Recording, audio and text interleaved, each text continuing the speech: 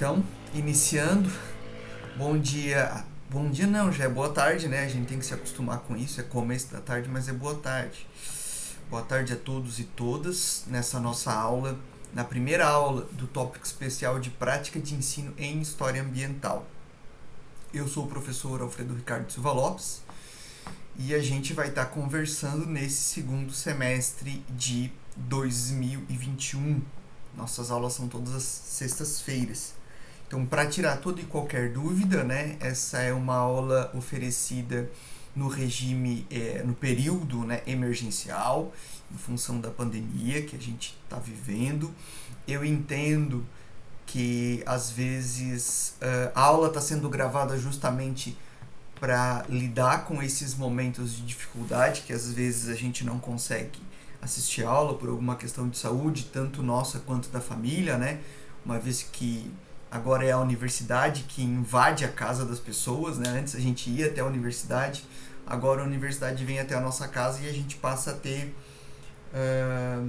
né? E aí a gente passa a se ter essa situação de até um tanto quanto de desconforto. Mas a gente tem que aproveitar o que a situação oferece de positivo, né? E a gente ter a chance de gravar a aula para ter acesso a ela depois, eu acredito que é fundamental tanto para quem perde a aula quanto para quem quer rever essa aula. Esse tópico especial ele está sendo oferecido em função de uma percepção própria minha, né? Ele é um tópico especial, ele está na grade do curso, mas ele não está na grade de disciplinas obrigatórias. Né? Ele é um tópico que é oferecido no contraturno, justamente porque ele não é uma disciplina obrigatória. Eu escolhi dar esse tópico em função, até o primeiro texto de hoje fala muito sobre isso, né? Em função das percepções que eu tenho enquanto um professor, uma pessoa vinculada ao ensino de história, enquanto um professor. Boa tarde, Matheus, seja bem-vindo. Eu estava explicando por que eu escolhi oferecer essa disciplina, né? A história ambiental é o meu campo, é um dos meus campos de pesquisa, né? E em função da necessidade de aproximar vamos dizer assim, os esforços da pesquisa com os esforços do ensino, eu decidi que seria importante pensar a história ambiental dentro de um esforço de ensino de história, né? Buscar compreender isso. E aí, a gente, enquanto professor, a grande vantagem que a gente tem é que quando a gente quer buscar compreender isso, a gente pode oferecer uma disciplina e aí, à medida que eu vou relendo os textos, né, que me formaram enquanto profissional, eu vou repensando eles e a gente pode fazer esse pensamento junto, né? Porque da mesma forma que eu tive contato com esses textos, algum desses textos, né, ao longo da minha formação, vocês estão tendo contato com eles agora. E seria fantástico vocês poder também no futuro fazer, né, ter essa experiência de revisitar textos que foram produtores de vocês enquanto profissionais, com o auxílio de alunos para a gente pensar tudo isso junto. Então, sem mais delongas, eu gostaria de apresentar a disciplina para vocês, né? Aqui, esse é o nosso cronograma. Eu separei as datas né, essas são as datas das nossas aulas. E aí, ao lado da data, a gente tem o texto base. Eu vou fazer como eu tenho feito em outras disciplinas, né? Eu vou disponibilizar, assim que eu conseguir terminar, assim que eu conseguir fazer também a apresentação no Google Classroom da disciplina, né? O PowerPoint da disciplina, vamos dizer assim. E aí vocês vão poder, depois de ler, né, o texto, ter acesso à apresentação, a esse PowerPoint, e aí poder fixar um pouco mais antes de vir para a aula. Por que eu chamo a atenção e a necessidade de vocês lerem o texto antes de entrar em contato com a apresentação, né? Porque essa apresentação que eu monto e que eu vou até trazer para vocês hoje, ela é o meu ponto de vista sobre o texto. E é claro que quando a gente começa a ler um texto enquanto professor, isso vai servir para vocês para a gente pensar a nossa prática de ensino de história, né? Isso também é interessante. Quando a gente lê um texto enquanto aluno, a gente lê o texto de uma forma passiva, né? Tentando compreender. Nenhuma leitura é necessariamente totalmente passiva, mas a gente tenta compreender o que desperta o interesse do texto na gente, né? Quando a gente lê enquanto um professor, a gente tem que olhar para o texto e pensar o que desse texto poderia ser interessante para os meus alunos de uma forma geral, né? Então, a minha preparação, a minha leitura, ela é uma leitura diferenciada. É claro que eu não deixo de fazer uma leitura com base nas experiências que eu tenho enquanto professor, eu, Alfredo, né? Então, logicamente, se a gente fosse fazer um seminário, todos vão apresentar o mesmo texto, ia parecer meio sem sentido, mas eu garanto que cada um ia apresentar o texto de uma forma, porque a gente tem, né, a nossa percepção, o nosso ponto de vista sobre o texto. E isso ia fazer a gente ver em cada um texto diferente. Então, quando vocês não leem o texto e vêm para a aula, de certa forma vocês ficam reféns da interpretação que eu vou ter. É claro que vai ser uma interpretação enquanto professor, né, que vai ser uma interpretação voltada tanto para as minhas necessidades quanto tentando adivinhar as necessidades de vocês, né, mas não deixa de ser uma leitura, uma interpretação parcial, né? E aí isso é a importância, por isso a importância, né, de vocês lerem o texto e vir para a aula com o texto lido. Uma dos elementos, né, das características que me marcou enquanto professor, que mudou quando eu saí da condição de aluno e entrei na condição de professor, foi tentar se apropriar dessa nova forma de ler, né, dessa responsabilidade com a leitura, né, eu não estou lendo mais só para mim, eu leio também para outras pessoas, né? Percebendo que às vezes é lógico, né? Acontece alguma coisa e não dá tempo de ler o texto e vir para aula. No mundo ideal, perfeito, todo mundo vem para aula com os textos lidos, né? No mundo real a gente sabe que não é necessariamente sempre assim. Essa é uma aula, é um tópico especial em prática de ensino. Então, eu vou tentar refletir constantemente sobre a condição do professor, ou da professora, vamos dizer assim, do ensinador, né? Desse educador. E aí, por isso eu vou fazer essas digressões sobre a experiência educativa o tempo todo, né? E aí vocês também estão convidados a fazer, porque assim, né? É claro que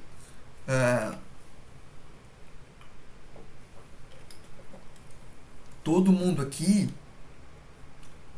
sabe, pode não ter vivido, mas sabe o que é ser um professor, porque na condição de aluno, a gente sabe qual o papel que é atribuído a um professor, qual as responsabilidades que se espera dele, assim por diante, né? Então, por mais que às vezes eu diga, eu estou aqui refletindo sobre a minha experiência, e vocês pensam, poxa, eu ainda não tenho experiência como docente, né? Mas a gente tem expectativas, a gente pode conversar, então, sobre essas expectativas também. Então, para tratar do ensino, da prática de ensino, do ensino da história e da relação da história ambiental e da educação ambiental, das questões ambientais com o ensino de história, eu fiz a seguinte seleção de textos para a gente. Inicialmente, né, quem já me encontrou na vida acadêmica sabe, eu já passei esse texto até mesmo para os alunos de leitura e produção de texto histórico semestre passado, enfim, o pessoal conhece. É um texto bem conhecido do público em geral, só que eu acho que nós não podemos discutir ensino de história sem passar por ele inicialmente, né? Que é o texto que explica um pouco sobre essa didática da história. É um texto que está nesse livro aqui e que também já foi publicado em forma de artigo no Brasil, né, em português, que é o texto Didática da História, Passado, Presente e Perspectivas a partir do caso alemão, né? O segundo texto também é do Jon Huijsen, só que é um capítulo do livro Razão Histórica, né, que é a constituição da narrativa do sentido histórico. Por que eu estou olhando para esses dois textos inicialmente? Porque eu acredito que a história ambiental, o ensino de história, a educação ambiental, eles dialogam, né? A didática da história, ela tá aí porque a didática da história, ela se preocupa em analisar os usos que a sociedade faz da história, como que a sociedade se apropria da história, como que se dá o aprendizado histórico, de uma forma bem ampla, né? E uma das premissas que a gente vai ver hoje, né, até, da didática da história, é a história servir a vida prática. E nada, existem outras tantas coisas muito práticas, né? Mas a demanda, a crise ambiental, ela é um tema atual, é um tema que a gente não pode se furtar e também é um tema que é um tema transversal em todo o currículo do ensino da educação básica, né? Do ensino fundamental e médio. Então todas as disciplinas têm que tratar das questões ambientais. Então, como é que a gente pode fazer isso, né? Quais as premissas do ensino de história, né, que vão nortear a nossa, vamos dizer assim, as nossas preocupações com a vida prática. Essas premissas do ensino de história, elas vão ser discutidas nessas nossas duas primeiras aulas, né? E aí, no primeiro momento, a gente vai falar sobre essa didática da história e depois a gente vai olhar para a construção da narrativa histórica, né? E como que essa construção, como que o produzir da narrativa histórica, a relação dos seres humanos com o tempo, ele pode ser visto por nós no ensino de história, quando a gente vai discutir as questões ambientais. Depois, a gente vai ter um bloco, que é o bloco do dia 20/8, que é o bloco, vamos dizer assim, meio ambiente e sociedade, mas um bloco muito mais interativo, no sentido de que a gente vai usar pequenos vídeos, né, e documentários, primeiro para a gente pensar, e aqui a gente já está trabalhando com a noção de escala, do macro para o micro, né, pensar o aquecimento global, para depois pensar o Brasil nas mudanças climáticas e depois pensar, né, as transformações ambientais que estão se produzindo no bioma onde a gente está inserido, que é o Pantanal. Depois a gente vai começar a olhar para a educação ambiental, né, a partir dos trabalhos da Isabel Carvalho. No primeiro encontro, a gente vai do capítulo 1 ao 3, né, pensando como é que a gente faz para reperceber a natureza, né? E aí, quando a gente pensa em natureza, até pensa, a gente fala natureza lá fora, né? E aí a gente se exime dessa natureza e entende que a natureza é o selvagem, é o intocado, é o indivíduo que não carrega um celular, e a gente esquece que a gente também é natureza, que a gente também é bicho. Então a gente precisa reeducar o nosso olhar e reperceber tudo isso. E aí, para isso também, a gente vai ter o texto, as discussões do dia 3/9, que vão ser relacionadas a uma epistemologia da educação ambiental. E aí, professor, que palavra é essa? Epistemologia. Epistemologia é tudo relacionado à natureza daquele conhecimento, à essência daquele conhecimento, a como aquele conhecimento é produzido. E aí a gente vai continuar com a Isabel Carvalho para pensar essas questões dessa epistemologia da educação ambiental. Nos textos, no próprio livro dela, que eu vou disponibilizar para vocês depois. Depois a gente vai olhar com muito mais atenção para o ensino de história propriamente dito. Percebam que aqui eu faço digressões entre ensino de história e a questão ambiental, e eu vou fazendo isso, né? Fiz isso enquanto foi possível, para a gente poder também fazer essa reflexão constante, né? Fazer um bloco ensino de história e um outro bloco meio ambiente ia parecer as coisas meio estanque, né? Meio diferentes demais. E aí eu tento fazer essa mudança para mostrar a possibilidade de a gente refletir sobre isso. E aí a gente vai usar o texto, o livro, né, da Maria Auxiliadora Schmidt e da Marlene Cainelli, que é o Ensinar História, que é um clássico. E aí a gente vai trabalhar com 3 capítulos desse livro, onde a gente vai discutir a constituição do conhecimento histórico e características específicas do ensino de história, né, de forma a buscar amadurecer esse entendimento. e buscar compreender, né, o que é realmente um ensino de história e desfazer alguns mal entendidos e preconceitos que nós temos.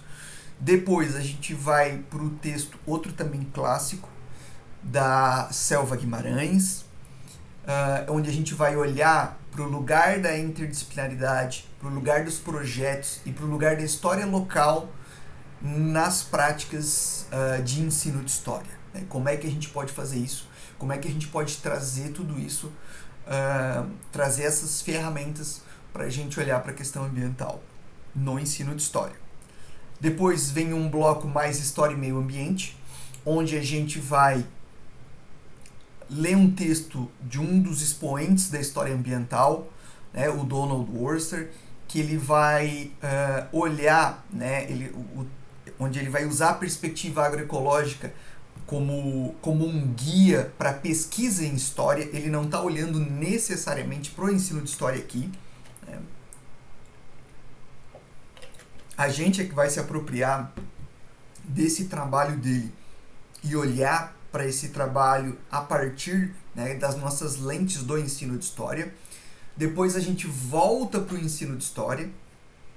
Um outro livro clássico também, da Circe Bittencourt, sobre ensino de história, onde a gente vai olhar novamente e vai trazer a questão da interdisciplinaridade e um outro olhar onde a Circe Bittencourt vai mostrar que essa interdisciplinaridade que a história ambiental defende como necessária para a produção do seu conhecimento histórico, né, ela já vai estar presente na história desde muito antes, né, desde o que a gente chama hoje ainda de nova história, da história produzida pela Escola do Zanal a partir de 1930, a gente já tem essa interdisciplinaridade presente nas discussões, na epistemologia, e aí eu volto a usar o conceito para a gente pensar, né, na natureza desse conhecimento histórico. É claro que a gente está olhando aqui, né, para uma... Quando a gente fala da Escola de Zanal, a gente está olhando... Seja bem-vinda, Jéssica. Quando a gente fala da Escola de Zanal, eu estou apresentando o nosso cronograma da disciplina, tá? E para deixar claro, essa aula ela fica gravada. Então depois eu vou botar lá no Meet, lá no Classroom, a nossa aula. Eu vou botar a aula toda e aí vocês podem pegar esse começo, mas eu tô só apresentando os textos para vocês entenderem, né? Tô só, vamos dizer assim, tô só folheando o cardápio pra gente saber o que vai ter na nossa mesa depois do almoço de toda sexta-feira. Vamos lá então, continuando aqui. Então a gente vai olhar, né, para o texto da Circe Bittencourt, né, onde ela discute que essa interdisciplinaridade ela já está presente na epistemologia da história, né, na natureza do conhecimento científico histórico. E aí, entretanto, nesse primeiro momento, esse conhecimento interdisciplinar ele é mais das ciências sociais.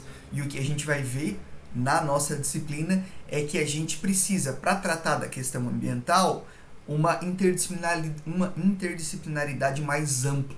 Uma interdisciplinaridade que vá tocar a química, que vá tocar a biologia, que vá tocar a matemática, que vá tocar a economia, que vá tocar as diferentes disciplinas da vida. Porque a questão ambiental ela demanda interdisciplinaridade.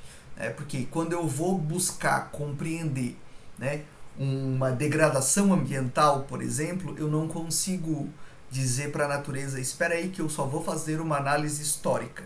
Não, eu preciso... Né, a natureza ela é ampla, o procedimento disciplinar ele é humano, né? É a nossa tentativa humana de encapsular, de separar para conhecer. Né? E o conhecimento sobre a questão ambiental, sobre o meio ambiente, ele demanda um olhar interdisciplinar. E é isso que a gente vai tentar e buscar, né, se amparar aqui. Depois, no dia 8/10, a gente vai ler um texto do Marcus Gehrer e da professora, dos dois professores, né, do professor Marcus Gehrer da UPF, Universidade de Passo Fundo, e da professora Eunice Elinodari, da Universidade Federal de Santa Catarina, que já vão estar discutindo lá em 2010, né? A gente vai ver hoje, professor, eu tenho muito pouco, eu vejo muito pouco a questão ambiental na história, né? Mas eles em 2010 já estavam discutindo algumas aproximações entre a história ambiental, o ensino de história e a educação ambiental. A gente vai, né, conseguir olhar para outras tantas, mas é claro que a gente consegue olhar para outras tantas apoiado no trabalho que eles fizeram. E aqui eu destaco até a professora Eunice Nodari, foi minha orientadora, tanto no mestrado quanto no doutorado, né? E aí, não é por ser minha orientadora que eu escolhi esse texto, eu escolhi esse texto pela qualidade dele. Mas a professora Eunice e o professor Marcos Guerra são excelentes pesquisadores de história ambiental. Depois disso, a gente vai para o texto do Eli Bergo de Carvalho, né, que é um texto, como vocês estão vendo aí, novinho em folha, publicado esse ano, né, o livro dele, do Eli, que também fez o doutorado lá na UFSC, sob orientação da professora Eunice Sueli Nodari. E agora ele é professor na UFMG. Então a gente vai pegar o começo, né, são três primeiros capítulos do trabalho do Eli, onde ele vai estar discutindo a educação ambiental como resposta à crise ambiental contemporânea. A gente vai entender um pouco mais sobre essa crise ambiental contemporânea.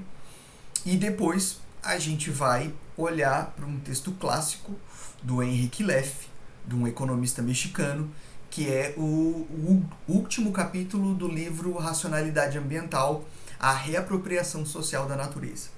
O que o Henrique Leff vai contar pra gente? Ele vai contar pra gente que a hiperobjetificação da natureza, né, a gente transformar a natureza num recurso, né, a gente entender, vamos dizer assim, o que a gente chama hoje, por exemplo, recursos naturais. O que é um recurso? Recurso é algo que está aí para ser usado, né? A gente ter essa compreensão sobre o mundo natural nos trouxe, né, a essa crise onde a gente usa os recursos naturais de uma forma insustentável, né? E para isso é necessária então uma reapropriação, entender a natureza de uma outra forma. Então isso ele chama de uma reapropriação social da natureza. E aí, caminhando então pro final, a gente vai estar no nosso último mês da nossa disciplina, a gente vai ler dois textos de agroecologia. Né? O primeiro deles é o Princípio de Agroecologia, que é um texto da Universidade Aberta do Brasil, produzido para o curso de Educação do Campo. E aí, aqui, esse é um texto produzido por agrônomos. Então, professor, agrônomo? Sim, mas ele vai explicar para a gente os princípios da agroecologia. E aí a gente vai ver, né, a gente já vai ter entrado em contato com algum desses princípios com o texto do Donald Worster lá em cima. E a gente vai rever esses princípios olhando para a realidade brasileira. E aí a gente vai conseguir repensar esses princípios e ver o quanto que a gente consegue integrar esses princípios não só na história, né? Porque se a gente está pensando numa história que serve à vida prática, a gente vai ter que pensar em integrar esses princípios à nossa própria vida, né? A nossa própria vida prática. Então, como é que eu posso usar isso para pensar a minha vida, o meu entorno, a minha localidade? Então, esse vai ser o nosso esforço. Depois, no dia 12/11, a gente vai ler o texto do professor Alejandro Gutierrez, que é um professor da UFMS. Vocês podem ver que esse livro aqui também é novidade, 2021, né? A gente não pode dizer que a nossa bibliografia não está atualizada, né? Onde ele vai discutir justamente a agroecologia como um caminho, pensar assim, quem pode fazer esse pensamento agroecológico? É só o agricultor? E ele vai trazer isso, né, para essa questão educacional. Deixa eu permitir aqui. Coutinho. Ele vai trazer isso para essa questão educacional e a gente vai pensar essa agroecologia como um paradigma, né, tanto para o campo quanto para a cidade. Depois, né, eu enquanto aluno e enquanto professor, né, a gente tem um pouco dessa coisa do faço o que eu digo e não faço o que eu faço. O que eu estou querendo dizer com isso? É muito... se a gente... Não, eu estou aqui... Qual é a função dessa disciplina? A função dessa disciplina é a gente usar ela como um espaço para repensar nossa prática, porque nós todos aqui somos professores em formação. Eu estou me formando professor o tempo todo. O tempo todo eu estou refletindo sobre a minha postura, sobre o conhecimento que eu trago para vocês, sobre as demandas, a relação que o meu conhecimento que eu trago tem com a sociedade, enfim, eu estou me formando. E vocês estão se formando porque esse é o objetivo do curso de licenciatura em História. Beleza. E aí por que tem essa coisa do faço o que eu digo e não faço o que eu faço? Porque muitas vezes a gente, enquanto professor, cobra dos alunos algo que não realiza, né? Algo que não realiza em que sentido, né? Como é que o senhor, professor Alfredo, coloca nas suas aulas de Contemporânea 1 e Contemporânea 2 essa questão ambiental? E aí aqui então eu trago para vocês, né, 2 textos, que são 2 artigos escritos por mim em 2019 e 2017, onde eu abordo a questão, porque eu sou professor de História Contemporânea, né? Esse é o concurso que eu passei aqui na UFMS.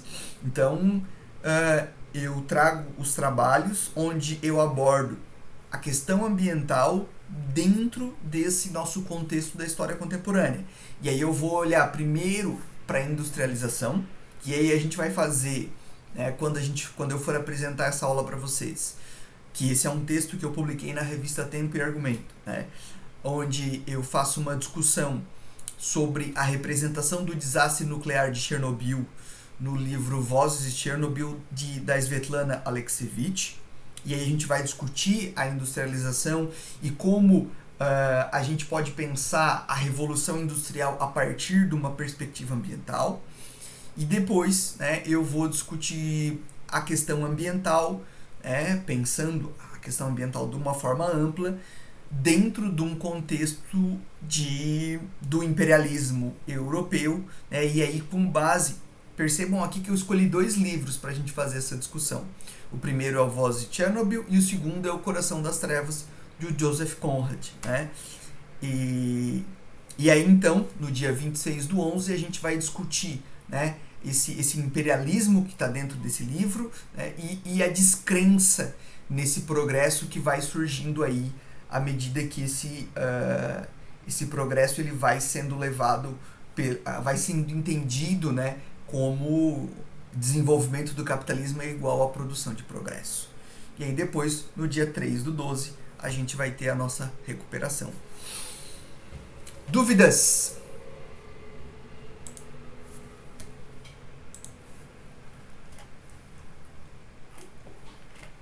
Maravilha. Para quem chegou depois, essa aula está sendo gravada. Eu não estou gravando pelo Meet. Eu estou gravando pelo OBS. OBS é outra coisa. Pelo OBS, né? E aí eu capto a minha tela só, não pego toda a imagem de vocês e tal, só que o áudio de vocês acaba entrando. Só para deixar isso claro. Por que eu acho importante gravar?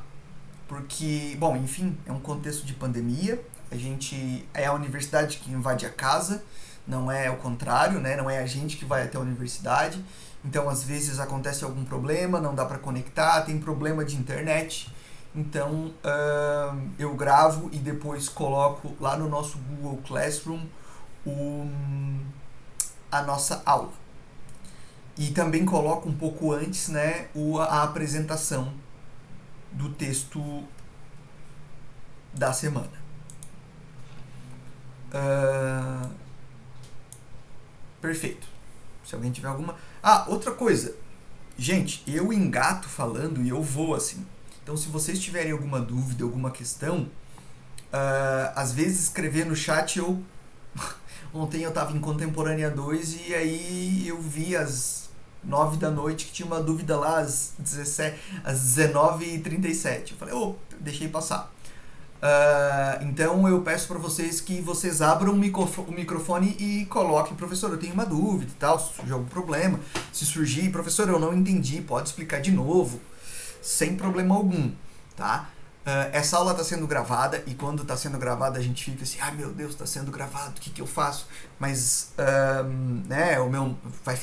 minha voz vai ficar ali gravada. Mas esse medo é um medo que nós não podemos ter, porque a gente não teria esse medo em sala de aula e é muito importante que a gente não tenha esse medo aqui.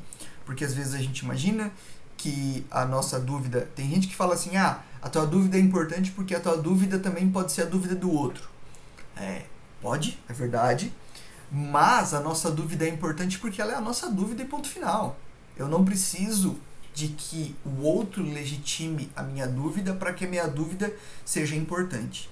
A minha dúvida ela é importante porque, o professor Alfredo pode ter se confundido e explicado errado. Então eu pergunto para ele e eu tô aqui, na condição de professor e de servidor público para atender as dúvidas de vocês. Enfim, sem as dúvidas de vocês não tem... Eu poderia estar gravando a aula, lançar a aula depois e falar, na hora da aula vocês vêm aí. Então, enfim. Perfeito.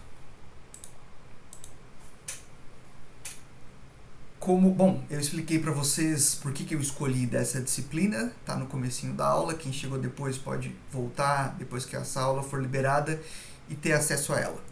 Mas eu não expliquei necessariamente por que esse texto ele é tão importante para mim.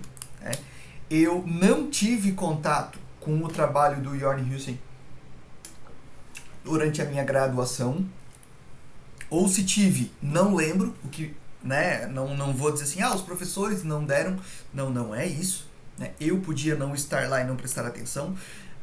Eu tive contato, é claro que esse texto ele é publicado, esse livro ele é publicado em 2011, minha graduação eu terminei em 2009, então tem também um impedimento aí, a descoberta das questões voltadas ao ensino de história, no meu caso, elas se produziram quando eu entrei em contato com esse ensino de história, que é quando eu me tornei professor. Isso vai acontecer com vocês. Me tornei professor, e agora? Como é que eu faço? Como é que eu dou uma aula? O que é importante eu dizer numa aula?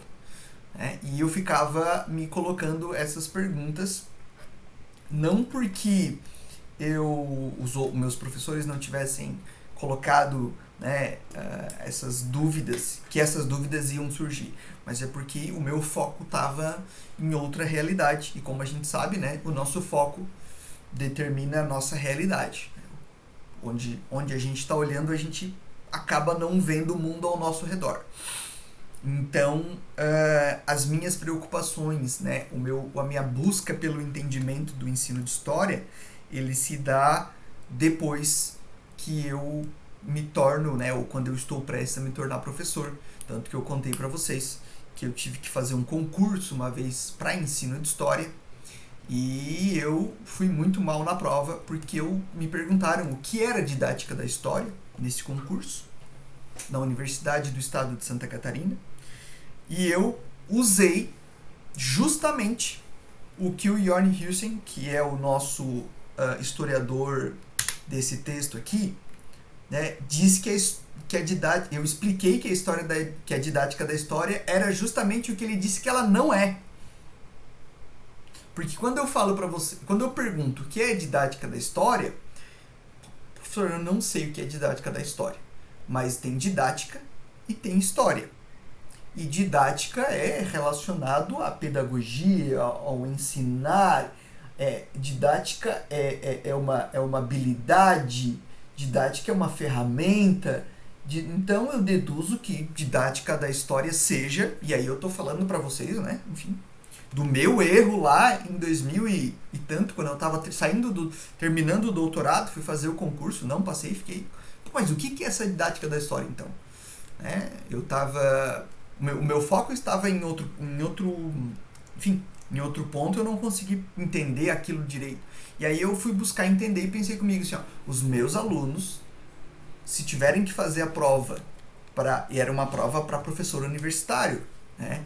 Se os meus alunos tiverem que fazer um concurso e no concurso eles perguntarem o que é a didática da história, os meus alunos não vão cometer o erro que eu cometi nesse contexto, né? É claro que depois eu fiz outros concursos e nos outros concursos eu passei para a história contemporânea, mas eu também fiz concurso de ensino de história, não passei em primeiro lugar, mas eu dei uma aula num outro concurso sobre didática da história, né? E a banca me deu uma nota muito boa, então eu pensei assim, então, tá, daquele 2,5 para esse 8,5, né, de aula, numa prova didática, significa que eu consegui me apropriar, né? E é justamente isso que eu quero que os meus alunos façam também. Porque eu entendia que a didática da história era o quê? Os procedimentos necessários que a gente precisa dominar para ensinar a história, ponto final, né? E aí eu falei dos procedimentos necessários, assim, com base no que eu achava que seriam, né? Porque, enfim, era uma prova de concurso sem consulta, então a gente tem que responder alguma coisa. E aí eu tirei 2,34, se não me engano, na prova. E aí eu fiquei assim, meu Deus, 2,34. Não é nem 6,5, assim, tipo, tu quase pegou. Não, é 2,34. Eu fiquei com aquilo comigo, assim, tipo, foi uma nota baixíssima, né? E eu sempre fui meio Caxias com nota, assim, e sempre me dediquei. Então aquele foi vamos dizer assim, foi uma experiência pedagógica tremenda, né? Então foi essa experiência pedagógica tremenda que me fez estar aqui hoje conversando com vocês sobre isso, né? E quem é então esse senhor que ainda está vivo, ainda está produzindo, né? O Jörn Husen, que é um alemão nascido em Duisburgo, no dia 19 de outubro de 1938. Eu peguei todas essas informações aqui dos primeiros parágrafos da Wikipédia. Eu não tenho problema nenhum em pegar a Wikipédia e que vocês peguem a Wikipédia para suas aulas. Eu tenho problema quando vocês não usam a referência. Por quê? Porque se a gente pensar na Wikipédia, a Wikipédia é uma construção coletiva do conhecimento. Isso é fantástico. Qualquer um pode chegar lá, ou melhor, todo mundo pode chegar lá e adicionar um pouco de conhecimento a um verbete. Por exemplo, ao verbete do Jörn Husen, né? E isso vai ser checado pelos demais. Então isso é fantástico, né? O problema é quando eu fico só nisso. O problema seria, por exemplo, eu usar o verbete, eu até nem pesquisei, mas usar o verbete didática da história para dar aula e usar só ele. E isso seria um problema. Mas esse senhor, ele faz pesquisas fantásticas sobre teoria da história, metodologia da história, história da historiografia, né, história da escrita da história e também metodologia do ensino de história. Ele consegue fazer um casamento de todos esses elementos, né? Ele tem uma escrita bem germânica, germânica no sentido, ele sistematiza, né, no seu texto, ele tem uma escrita clara e sistemática e, bom, segue por partes, assim, né? Então, quando a gente pensa numa escrita sistemática, né, eu gosto muito da estrutura em como ele escreve. Às vezes a gente se perde se a gente não está prestando atenção. Então, quando vocês forem ler o Jörn Husen, vocês forem encontrar algum texto dele, sentem, respirem, tragam uma garrafinha d'água e aí começa a ler o texto com tempo. Porque se vocês acreditarem que em 15 minutos vão dar conta, a gente está perdido. Então, esse texto do Jörn Husen é um texto que está nesse livrinho aqui e também no artigo que eu mandei para vocês. Esse livro aqui é um compilado de artigos deles, né? Organizado pela Maria Auxiliadora Schmidt, pela Isabel Barca e pelo Estevão Rezende Martins. A gente vai encontrar um trabalho na nossa disciplina da Maria Auxiliadora Schmidt e da Marlene Cainelli. São pesquisadoras que vão vincular, né, a questão do ensino de história à didática da história. E, bom, esse livro ele foi lançado em... Deixa eu permitir aqui. Maravilha. Esse livro ele foi lançado em 2011, né? Mas os textos que estão nele, por exemplo, eles vão ser textos um pouco mais antigos, né? Esse texto que a gente vê na aula de hoje, ele é de 1987. Então, dá uma certa alegria por ter o texto traduzido para o português, do alemão para o português, né? A gente ainda não lê em alemão, mas dá uma certa tristeza porque 87 faz muito tempo. Acho que a maioria de vocês não era nascida. Eu era nascido, né? Mas eu nasci em 82.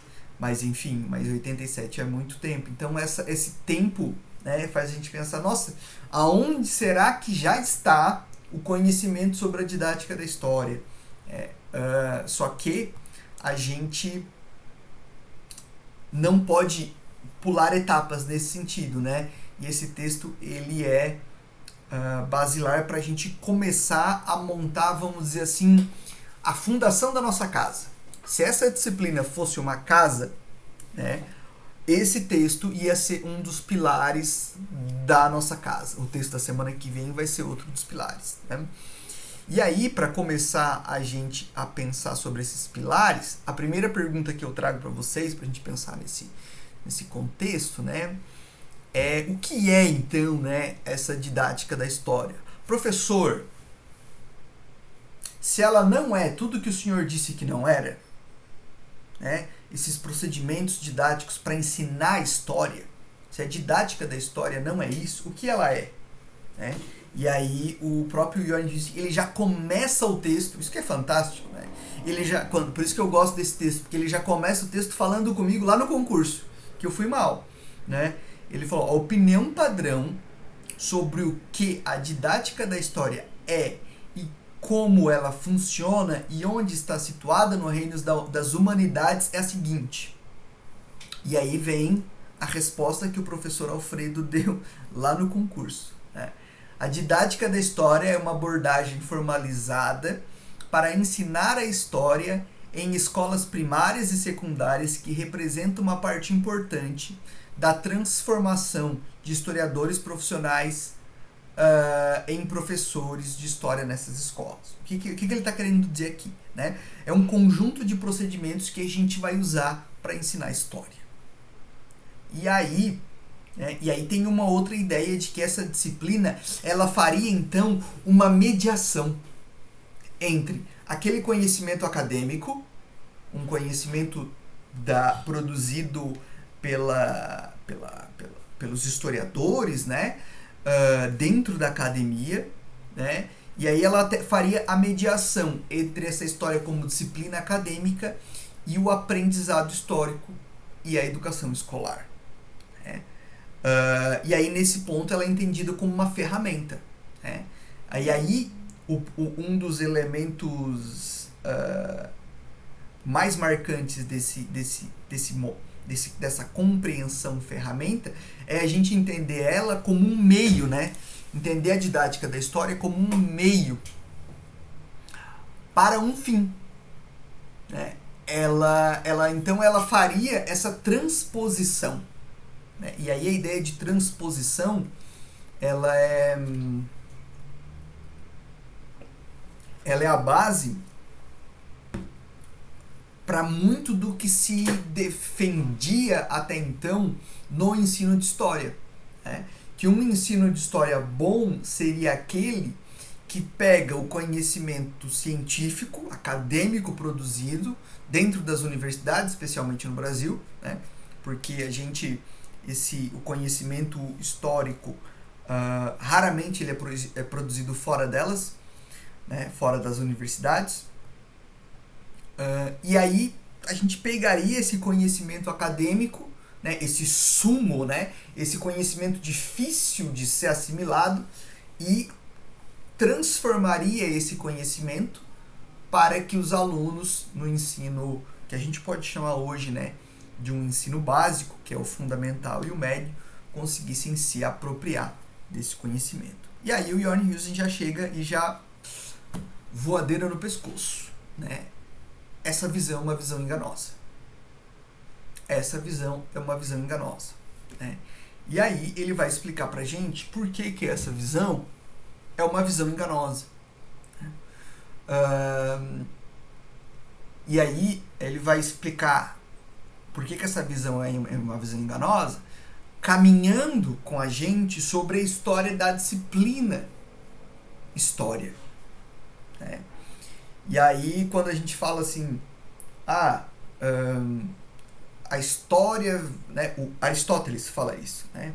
A diferença entre o historiador e o poeta é que um escreve aquilo que foi e o outro aquilo que poderia ter sido.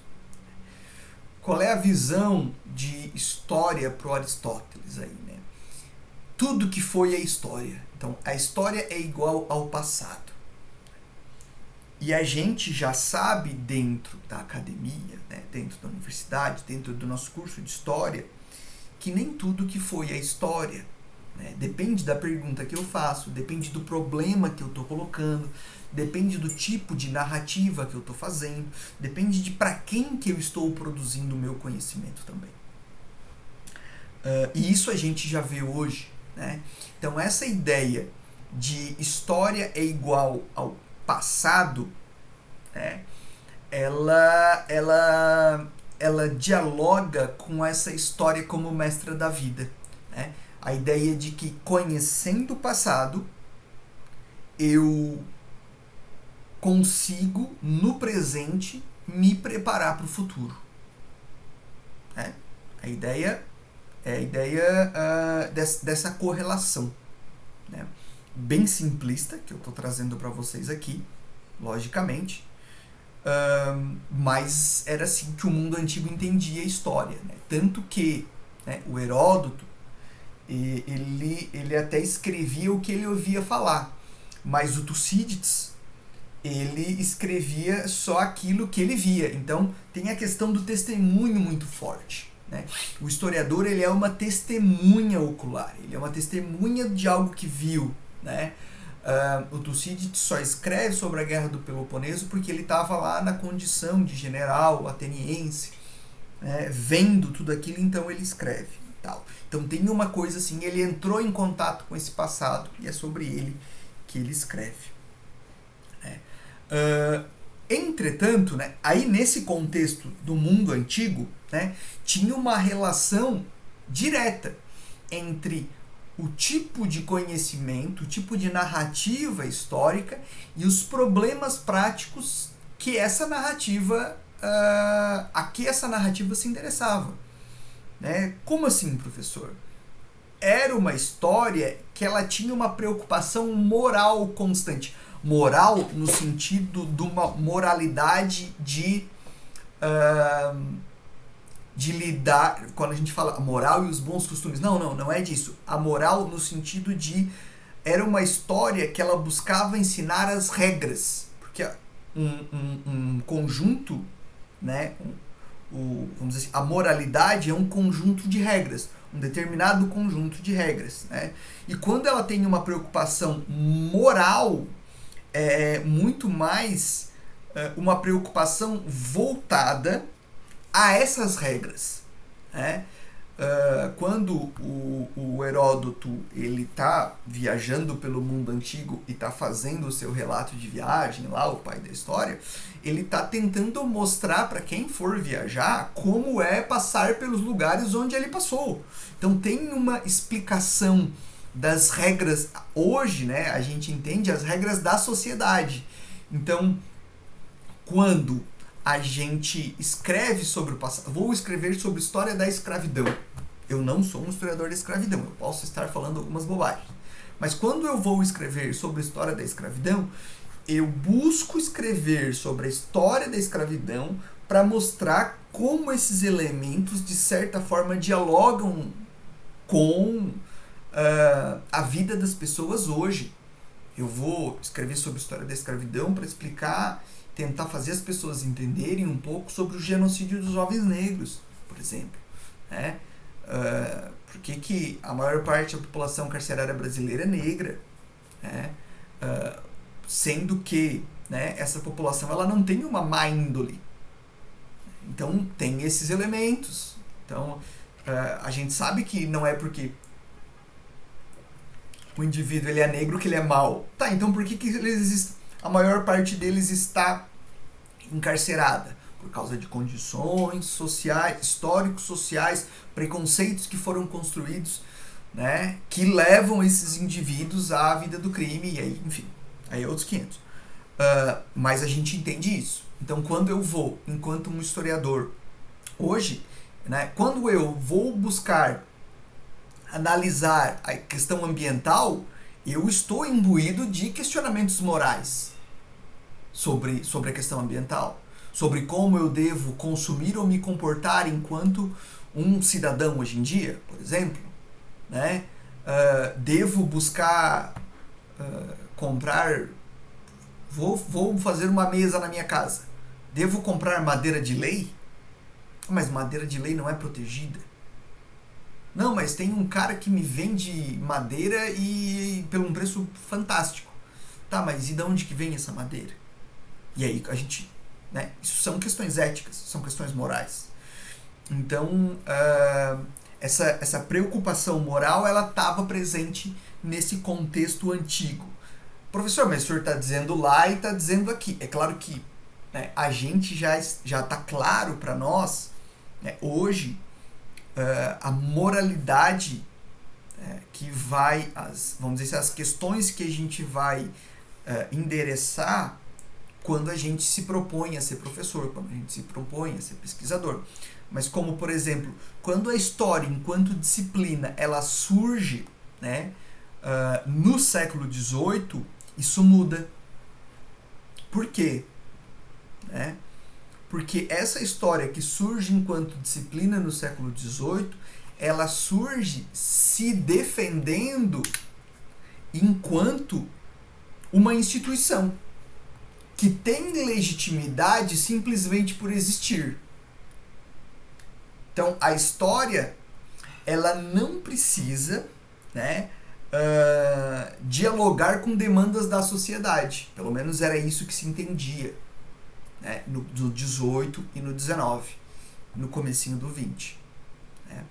Entretanto, essa história que surge como instituição e que não vai dialogar com questões da sociedade, o que vai dizer que não dialoga com questões da sociedade, era uma história, né, que tem preocupações morais, que eram quais? Edificar o Estado-nação. E isso a gente chama de uma história tradicional. Né? Uma história, e aí vocês vão, né, alguns de vocês já entraram em contato com questões da teoria da história, e sabem que um dos elementos centrais da escola do Zanalli é a definição de história-problema. Né? Qual é a definição? Né? Que todo e qualquer conhecimento histórico ele é produzido e endereçado para lidar com um tipo de problema. Né? E quando o conhecimento histórico diz que não lida com problema nenhum, ele normalmente está buscando edificar, né, ele está buscando institucionalizar uma determinada forma de pensar a história, que é uma história que defende aí a questão do nacional. Não é à toa, né, que a história e a literatura elas passam a ser disciplinas acadêmicas no 18 e 19 na busca de se edificar a nação, né, de se construir uma narrativa que vá dar sentido à vida dos indivíduos que estão dentro de um determinado território, que vai fazer com que esses indivíduos sintam que compartilham um passado comum. Né? Que vão fazer, por exemplo, alguém no Acre se entender como igual a alguém no Rio Grande do Sul. Porque compartilham o mesmo passado comum e é um passado de uma nação brasileira e tal. E aí essa vai ser a função, tanto que a gente vai ter a literatura nacional, né? E aí quando a gente fala em literatura, a gente sempre faz essa divisão entre uma literatura internacional, uma literatura, vamos dizer assim, mais civilização, a literatura mundial e uma literatura nacional. E aí a literatura nacional ela tá aqui para nos ensinar, nos mostrar um pouco da nossa cultura comum, uma cultura brasileira produzida, né, ou a ideia de uma cultura brasileira produzida a partir da gente compartilhar uma mesma língua. E aí a literatura, ao mesmo tempo que edifica, né, edificar é construir algo, né, edifica uma língua nacional, a história edifica um passado coletivo. Né? E a língua e o passado são os elementos que compõem, são alguns dos elementos que compõem a nacionalidade. Com isso, né, com essa institucionalização da história dentro do meio acadêmico, a gente vai ver essa história, que ela vai ver que a preocupação com o ensino de história, ela não vai estar mais no centro, né, da reflexão dos historiadores sobre a própria profissão. Então, assim, o que vai tornar legítimo a produção do conhecimento histórico não é as pessoas poderem se apropriar do meu conhecimento para aprender. Vão ser outros elementos. Né? No mundo antigo, né, o conhecimento histórico ele era balizado, né, ele era tornado legítimo a partir dos usos que a gente poderia ter. Né?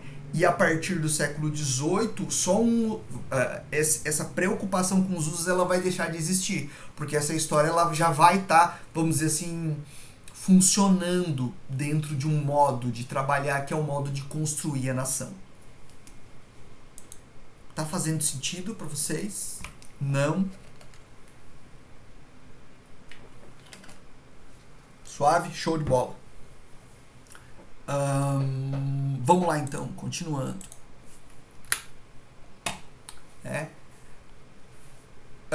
E aí, como a preocupação com o ensino de história ela vai ficar em segunda ou em terceiro lugar, né, a gente vai ter, dentro desse contexto de uma história institucional, a questão da história, como é que se aprende história? Né?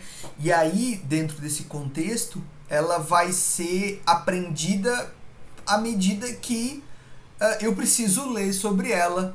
Né? E aí, até a gente vai falar assim, historiador escreve mal, porque historiador tá... E aí o historiador vai dizer assim, eu estou preocupado com o conteúdo, não com a forma. Né? Como se o conhecimento por si legitimasse a própria construção da narrativa histórica, né? Quando o historiador fala isso, eu estou preocupado só com o conteúdo, não estou preocupado com a forma, né? Esse historiador, ele está bebendo naquela fonte lá do século XVIII. Né? Nessa fonte de não importa como vai chegar, a responsabilidade por aprender, né? No sentido até de pegar esse conhecimento, ela vai ser de quem lê. E isso vem desse contexto todo, né? Tá, isso eu já falei. Olha aí, parabéns para quem duplicou o slide, né? Aí, né, hoje a gente já até se pergunta, assim, quando a gente vai, enquanto professor, ou a gente vai pensando na legitimidade da história, um dos primeiros elementos que vem pra gente é se essa história vai fazer sentido, né, para quem tá lendo ou ouvindo sobre ela, né? No século XVIII, XIX, essa preocupação ela nem passava pela cabeça dos professores, né, de história. Tanto que cabia, e aí a gente, né, pensar no bom e velho decoreba, né? Cabia a responsabilidade do aprendizado, ela estava em grande parte sobre o colo do aluno. Né? Hoje a gente até sente enquanto professor que essa responsabilidade ela está muito pesada nas costas do professor, né? E por outro lado é um momento então assim meio que de desforra dos alunos, mas essa questão da legitimidade hoje muda, né? E aí a gente pode até usar também o trabalho do Pierre Bourdieu para pensar essa questão. Que os meus alunos lá de leitura e produção de textos históricos já entraram em contato. O que o Pierre Bourdieu fala? Ele fala que a história é um campo, né? É um espaço onde um espaço, um campo científico, né? Um espaço de disputa entre os agentes, onde cada um busca mais capital científico para conseguir empreender seus projetos, enfim. Professor, não faz muito sentido. Vamos pensar na história enquanto ciência, né? A gente, por exemplo, tem uma palestra do professor Alfredo. No mesmo horário tem a palestra do Leandro Carnal. Aí, poxa, quem é que eu vou ver? Pô, o professor Alfredo é professor da UFMS. O Leandro Carnal é professor da Unicamp, da PUC, tá em programa, não sei o quê. Aí eu vou ver, né, conhecendo só cada um dos dois assim, pensando, quem é que tem mais capital? Capital acadêmico, né? Pô, o professor Alfredo tem poucos anos de experiência, o professor Leandro Carnal tem muitos anos de experiência. Pelo capital eu vou ir pelo Leandro Carnal. Beleza, a gente já, sem conhecer a teoria do campo do Bourdieu, a gente já usou ela para definir para quem a gente ia dar as nossas 2 horas da nossa vida, né? Para aquele indivíduo que tem mais capital, né? Então, o capital, né, a relação, tá, beleza. Então, entendemos a questão do capital. Outro elemento que tem aí muito presente a história é um campo, perfeito, mas ele não é um campo que não sofre influência de outros campos. Como assim, professor? Por exemplo, no século XVIII e XIX se acreditava que a história não sofria influência de outros campos, né? A ideia até do próprio Alfred Hess, né? Que a história como uma disciplina acadêmica é uma criatura legítima a si mesma, simplesmente por estar lá. O que ele está querendo dizer com isso? Eu não preciso do contato da história com outras disciplinas, né, com outros campos, e aí vamos pensar, por exemplo, com a sociedade como um campo, né? Eu falei para vocês, né, que a gente hoje se preocupa com os tipos de apropriação que a sociedade vai ter do tipo de história que a gente produz, né? Isso é diferente do século XIX.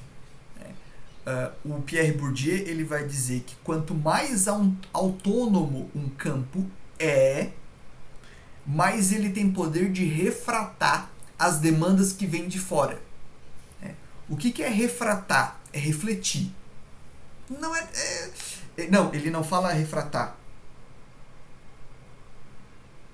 Não, ele fala refratar. E refratar não é refletir. É mudar a direção do vetor, né? Então, o que acontece aqui? Né? Pelo menos era o que se acreditava no século XVIII e XIX, que a história ela não dependia de legitimidade. Mas é claro que essa história do XVIII e XIX ela estava dependendo da legitimidade do Estado. Como o Estado, né, garantia a legitimidade do conhecimento histórico, porque esse Estado se apropriava do conhecimento histórico para explicar o seu passado, né, a história se sentia legítima e nem percebia que estava legitimando o Estado, né? Hoje, a gente já entende que a legitimidade da história não é bem por aí, né? Hoje, a gente já entende que não faz sentido. Quem é que paga para o professor Alfredo estar aqui falando para a gente? Todos os brasileiros e brasileiras. Eu sou um funcionário, um servidor público federal. Então, o que acontece? O dinheiro de brasileiros e brasileiras é usado, né, para... Eu vendo o meu tempo pro Estado, né, e esse tempo que eu que o Estado compra, vocês estão usando aqui enquanto cidadãos e estão, enfim, né, no intuito de se transformarem em professores. Enfim, aí vão poder, porque é dever do Estado garantir a formação de vocês. Beleza. É um dos deveres do Estado. Nesse sentido, né, se o professor Alfredo chega, abre a aula e começa a dizer assim, tá, e o que vocês querem com a aula hoje? E aí começa a fazer pergunta, e aí vocês já sentem aquele cheiro assim, né? O professor Alfredo tá fazendo uma mataçãozinha. Tá matando tempo ali, eu acho que ele não preparou aula. Toda e qualquer legitimidade, o que eu estou fazendo não é legítimo. Se eu fizer isso por muito tempo, podem até abrir um processo administrativo contra mim, por exemplo. Por quê? Porque é esperado que as minhas aulas transformem vocês em historiadores. Percebem da necessidade? Né? Por quê? Porque é a sociedade que está pagando isso. Né? Quando é a gente que paga, a gente costuma dizer, estou pagando, eu quero bons serviços. Né? Vocês estão pagando aqui. Tenham certeza disso, eu busco dar as melhores aulas possíveis. A gente só se perde nas nossas limitações. Mas há uma demanda da sociedade. Então eu não tenho, como um servidor público, né, essa capacidade de refratar a demanda da sociedade, de mandar de volta. Não, isso aqui não é problema meu, eu estou tranquilo no meu serviço público. Não, eu não estou tranquilo. Eu sou um servidor da sociedade. Eu tenho que servi-la. Nada mais honrado do que servir, né? Porque um servidor é uma pessoa que serve as outras. Então, e aí que tá, né? Eu estou explicando isso para mostrar que eu, enquanto professor, não tenho capacidade de refratar demandas da sociedade. A gente, como professor de informação, a gente não tem mais essa capacidade de dizer, não, eu dou a minha aula e quem quiser que aprenda. Não, eu tenho que buscar, e isso é meio duro, né? Eu tenho que buscar seduzir os meus alunos e alunas, no sentido de mostrar que o conhecimento é válido. Entretanto, temos limites, né? Eu não estou querendo dizer que a culpa... Né? E aí você, não, professor, o senhor está querendo dizer que então a culpa do ensino ou do aprendizado não funcionar é do professor? Não, não é isso. Não é isso. Não vamos chegar nesse ponto. Né? Mas o que se acreditava no século XIX é que essa responsabilidade, a história não tinha responsabilidade sobre o conteúdo. E percebam que quando eu não tenho responsabilidade sobre o conteúdo, eu não estou nem preocupado com as questões voltadas ao próprio ensino. Né? E aí acontecia até mesmo o contrário, né? O conteúdo, né? Vamos dizer assim, o conhecimento histórico, ele ficava cada vez mais avesso ao ensino, cada vez mais difícil de ser palatável. Né? E aí a gente encontra aquele historiador que fala assim, eu estou preocupado muito mais com o conteúdo do que com a forma. Não pode fazer isso. Hoje a gente sabe disso, né? A gente tem que se preocupar com o conteúdo e tem que se preocupar com a forma. Essa legitimidade, aí, né, o próprio John Husing, ele vai falar isso, a gente está olhando para o caso alemão. Essa legitimidade, ela vai entrar em xeque, vamos dizer assim, em crise na Alemanha nos anos de 60 e 70. Por que essa legitimidade vai entrar em crise nos anos de 60 e de 70 na Alemanha? Essa legitimidade dessa história que é a história nacional, tradicional, que não está preocupada com o ensino e assim por diante. O que aconteceu nas décadas de 50 e 40 na Alemanha? Alguém lembra?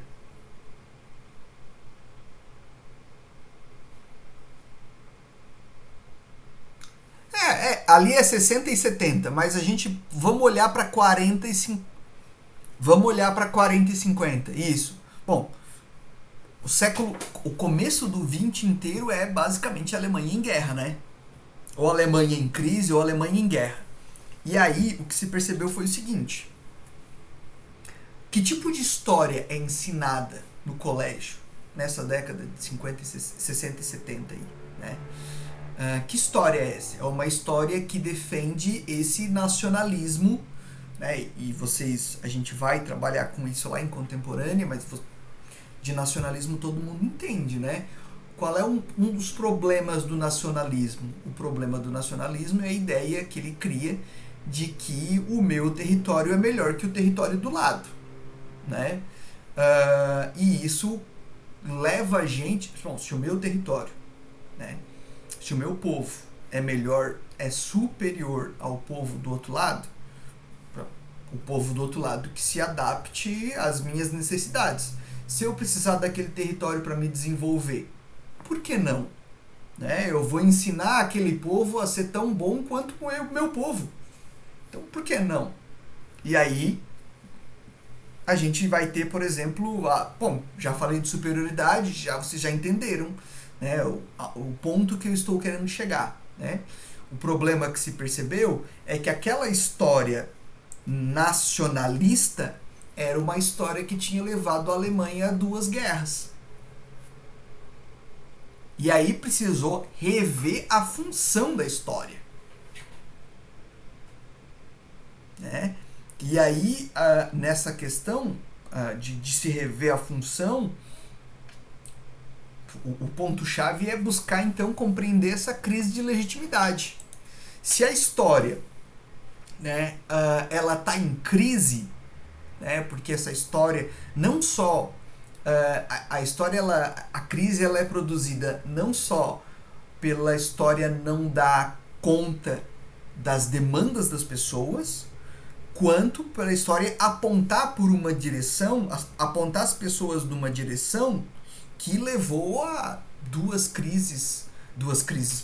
guerras mundiais. Claro que eu não estou botando aqui a culpa toda da guerra, não é isso que a gente faz lá em Contemporânea 2, tá?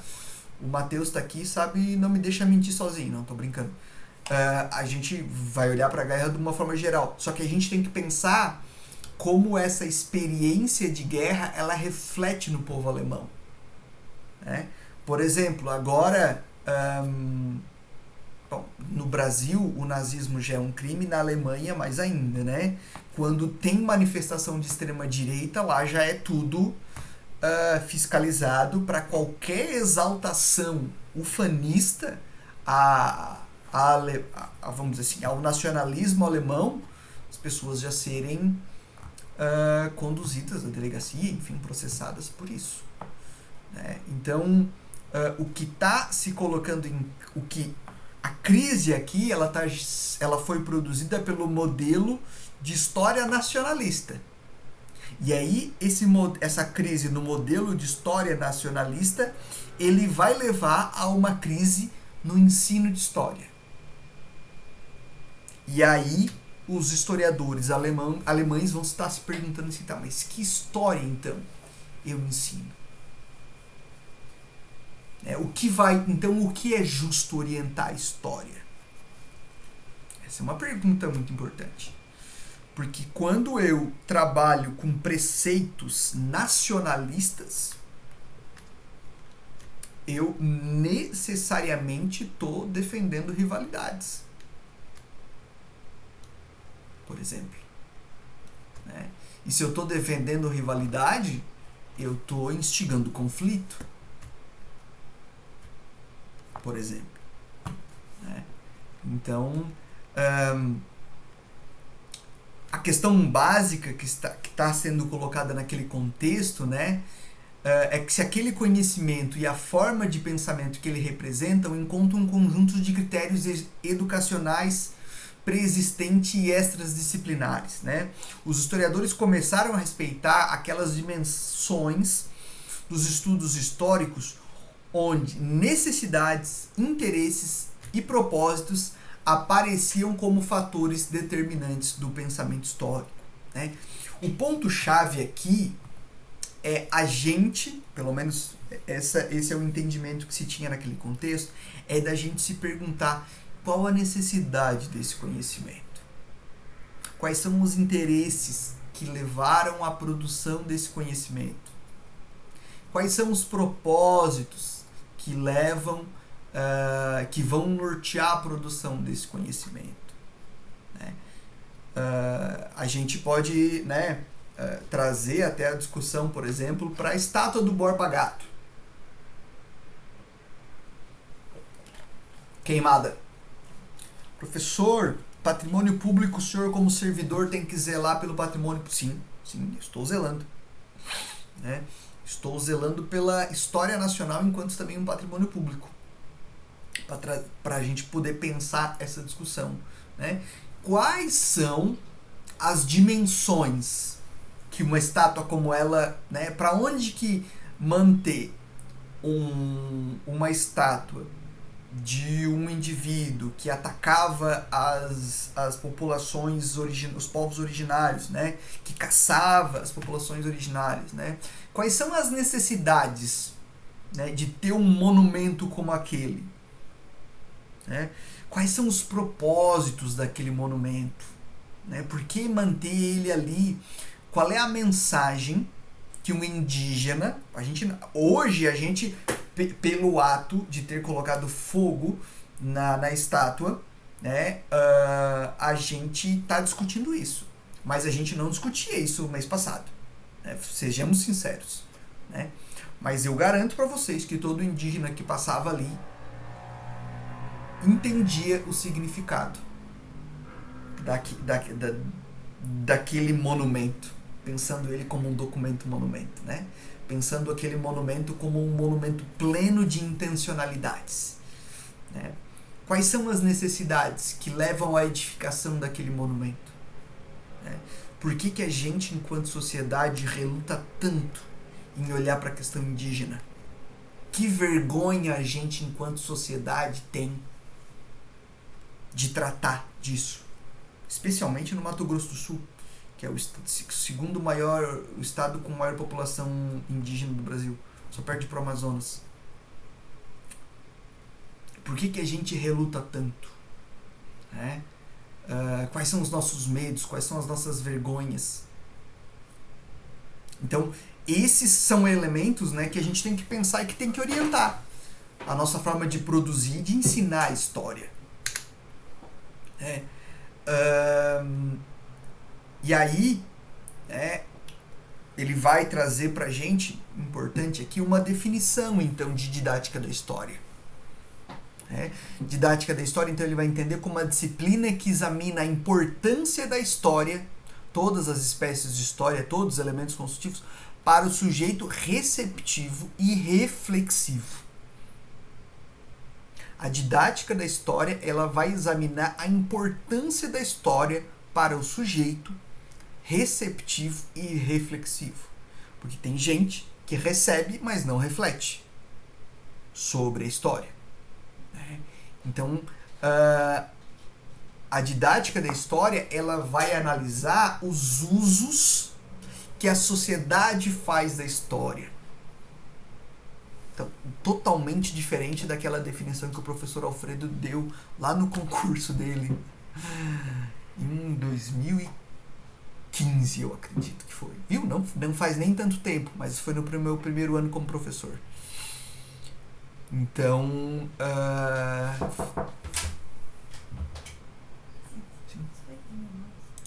só um minutinho.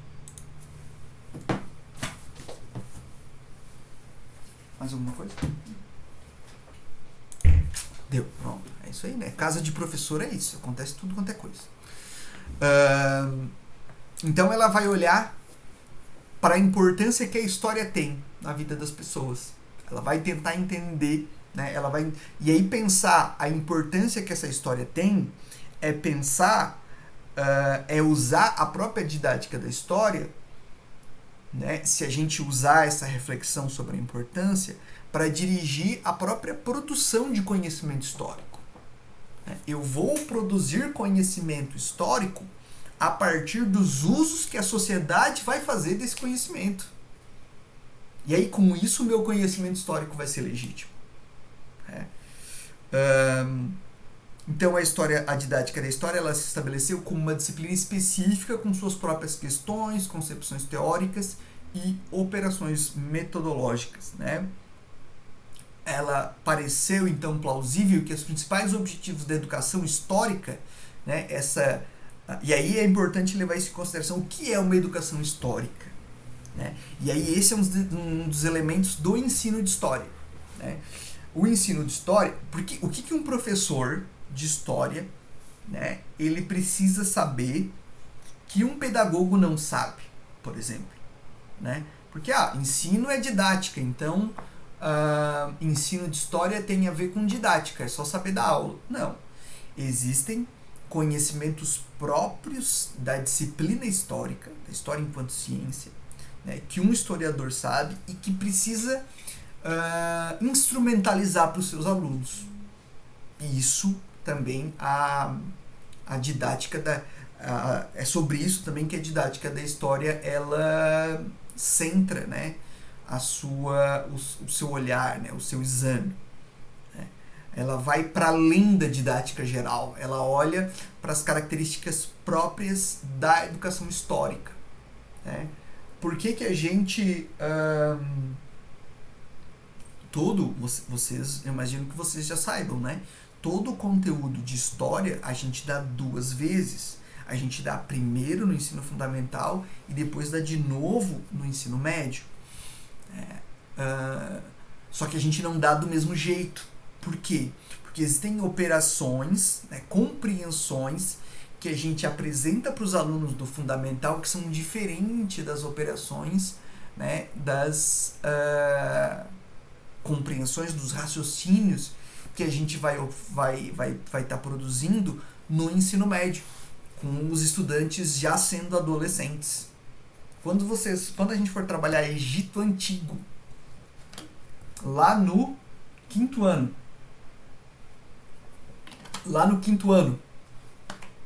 os alunos vão ver de novo só depois, lá no primeiro ano do 2º grau, do ensino médio, o Egito Antigo. A gente vai ensinar do mesmo jeito? Não. A gente vai complexificar um pouco mais. A gente vai fazer relações diferentes das relações que a gente fazia. Só que, por exemplo, né, tratar os preconceitos, Egito é África. É um excelente momento de já tratar preconceitos sobre o africano lá, sobre os povos da África, né? Lá no 5º ano, por exemplo. Né? Entretanto, essa complexificação ela vai estar presente dentro do ensino de história. E isso vai ser um dos elementos da educação histórica, né? E aí, né, dos pontos que a didática da história vai defender, né, é que o ensino de história ele tem características únicas, diferentes, por exemplo, do ensino de geografia. Né? No ensino de geografia se defende uma alfabetização cartográfica. Ô professor, como assim? Uma alfabetização na capacidade do indivíduo ler o mapa. Né? O indivíduo, com o tempo, a gente vai aprendendo a ler mapa. Quando o mapa bate no nosso olho, né, a primeira coisa que a gente faz é olhar a escala já. Vocês nem percebem isso. Mas se vocês foram alfabetizados cartograficamente da maneira correta, a primeira coisa que a gente faz é ver a escala, para entender a proporção do mapa. E aí, entendendo a proporção, a gente procura para saber onde é que a gente está. Todo mapa, a gente... eu tô aqui, ó. A gente vai lá. Né? E aí a gente se encontra naquele mapa. Isso é um raciocínio próprio da geografia. Isso não acontece aqui. Mas a gente trabalha o quê? Numa relação com o tempo todo. Né? Numa escala temporal o tempo todo. Aconteceu... A gente costuma dizer, né? É tão difícil dar história contemporânea porque aconteceu tanta coisa no século XX. Não, aconteceu coisa em todos os momentos da história. A questão é que a gente tem muito mais registro agora, muito mais contato com isso. Né? Então, como é que a gente trabalha essa dinâmica com o aluno, para o aluno entender esses elementos, né? Essa proporção da coisa, do registro. Né? Isso são elementos próprios do ensino de história. Né? Trabalhar essa dinâmica de proporção no tempo.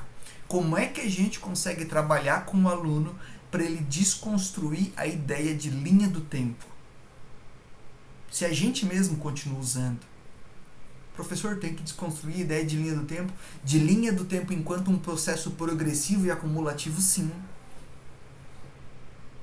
Não é porque porque o tempo a gente olha para ele como se fosse uma linha matemática, onde o que vai vindo depois é sempre melhor, o novo é o melhor, e a gente vai aprender com a própria agroecologia que não é assim.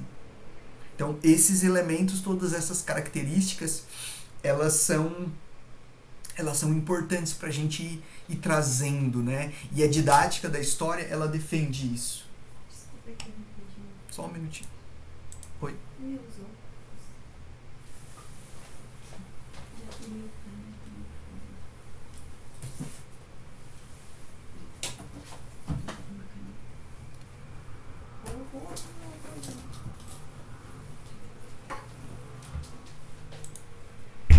Voltamos em definitivo. Que nem o futebol. Então, o ensino de história, ele tem as suas características próprias. E essas características, elas são do domínio do professor e da professora de história. Né? E é por isso que esse professor, ele tem que olhar para essas características, né? E entrar em contato com elas para que a sua prática, para que o seu aprendizado, para que a sua prática de ensino e o aprendizado do aluno sejam realmente efetivos. E aí, né, ele vai explicar pra gente que a didática da história, então, agora analisa todas as formas e funções de raciocínio e conhecimento histórico na vida cotidiana prática. Né? Por exemplo, né, a consciência histórica que é produzida com novelas de época. As pessoas tendem a se apropriar. A gente, mas novela não ensina história. Não, mas as pessoas estão aprendendo. Filme não ensina história. As pessoas estão aprendendo com filmes de época. As pessoas estão aprendendo com novelas. Errados somos nós, enquanto professores, que não nos adaptamos a isso. Não, eu gosto só de documentário, que documentário é realidade. Não, documentário não é a realidade. Documentário é a visão do documentarista sobre um determinado assunto. Tu pega duas pessoas diferentes, elas vão ter visões diferentes. Então, essa questão... e aí tá, né? Professor, mas eu entendi essa questão da legitimidade, da história na vida prática, né? Entendo perfeitamente. Mas eu quero entender um pouco mais sobre as dimensões dessa história na vida prática. Isso é o nosso próximo slide. Né? A didática da história, ela tem centrado, então, o seu foco sobre as metodologias de instrução, né? As funções da história na vida pública, por exemplo, a questão que a gente discutiu do Borba Gato. Um monumento ensina história. Quais são os monumentos das mulheres que vocês encontram por aí? De mulheres. Bustos ou estátua de corpo inteiro. A gente quase não encontra, eu não sei. O que isso ensina? Que quem constrói, quem define o que a sociedade é quem? E aí quando o pessoal fala, sociedade patriarcal. Nem é patriarcal. Olha aí os monumentos. Vamos olhar os nomes de rua. Só quando é, por exemplo, uma professora que abnegada ou uma líder comunitária que construiu uma comunidade inteira, aí recebe o nome de rua. O homem não, ele foi vereador por um mandato, já ganha nome de rua. Eu costumo pensar nisso, por exemplo, filme de super-herói e de super-heroína. Eu vi até uma discussão que era, o filme da super-heroína X não fez sucesso. Isso significa que os filmes de super-heroína nunca vão fazer sucesso. A gente não pensa do mesmo jeito quando vem um filme de super-herói homem, por exemplo. O fracasso desse super-herói homem não significa que todos os homens vão fracassar, mas a gente usa, né, ali. Então, assim, até tem um stand-up comedy do Chris Rock, que é do Todo Mundo Odeia o Chris, que ele fala assim, né, no meu bairro, lá, bairro de ricos, lá onde ele mora, tem ele, o Ed Murphy e outro cara, né? E o vizinho dele, o que é? É dentista, mas é branco. Então, tudo que o vizinho dele precisou fazer para conseguir aquela casa foi ser branco e dentista. Ele não, ele tem que ser um dos maiores comediantes de todos os tempos. Isso são só alguns exemplos para a gente pensar nessa questão da proporcionalidade. E aí a gente pode voltar para pensar a questão dos monumentos. Né? Indígenas, pessoas negras. Ah, mas o Brasil é uma democracia racial. Esse mito das 3 raças, né? Que as 3 raças que compõem o Brasil podem até compor, mas enquanto tomadores de decisão, políticos, representantes, como é que tá aí? A gente já consegue entender, né, a importância de manter, então, uma estátua do Borba Gato intacta como está. Né? Outra questão, que é analisada pela didática da história é o estabelecimento das metas para a educação histórica nas escolas. Isso é um problema, porque o professor não gosta de ser avaliado. Não é mesmo, pessoal? A gente ri, vocês estão rindo de mim enquanto professor, mas vocês ainda vão estar nessa mesma situação. Nenhum professor gosta de ser avaliado. Eu realmente também não gosto, né? Mas eu acho que é porque a gente, enquanto ser humano, não gosta de ser avaliado. Né? Semestre passado, quando eu comecei a gravar as aulas, eu pensei assim, nossa, vai ficar gravado. Meu Deus, que medo. A minha imagem vai ficar lá, e se eu falar bobagem, ai. Se, enfim, né, tiver que parar a gravação para resolver algum problema de casa, entregar alguma coisa para alguém, casa de professor é isso, né? Então, enfim. O que vão pensar? A gente, enquanto ser humano, não gosta de ser avaliado. Mas se a gente quer fazer uma educação substantiva, nós precisamos encontrar critérios e metas para avaliar se os nossos alunos estão aprendendo. Por mais que a gente não goste de avaliação, né? As avaliações elas não podem ser apenas para cumprir requisitos burocráticos. Né? Elas precisam ser respeitando os limites. Né? Travou? Voltou ou não? Tá, beleza. Que bom que tu avisou. Aí eu repito. Semestre passado, eu fiquei 5 minutos falando. Aí eu, professor, o senhor tá mudo. Eu falei, putz, rapaz do céu. Tá. A internet pode ir, né? Enfim. As avaliações, elas precisam dar conta de a gente conseguir entender se a gente conseguiu produzir um conhecimento substantivo. Vocês vão rir assim, né? Porque às vezes a pessoa fala assim, o professor só fala, só tem que colocar na prova o que ele quer ouvir, né? Ou o que ele falou.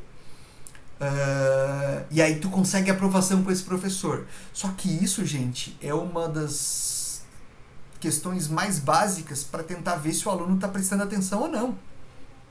E vocês, enquanto professores, vão ficar felizes quando o aluno pega um exemplo que vocês deram e coloca na prova aquele exemplo e diz, opa, esse daqui estava prestando atenção. Tá, o que mais que ele está dizendo aqui? E a gente olha para a prova daquele aluno com outros olhos. Não porque ele falou algo que eu disse, no sentido de referendar o meu jeito ou o meu exemplo, né? Mas no sentido de prestar atenção, né? Então, a gente precisa encontrar dentro das possibilidades, né? Por exemplo, eu, Alfredo, não sou a favor de seminários, porque eu não consigo dirigir muito bem o seminário com vocês, né?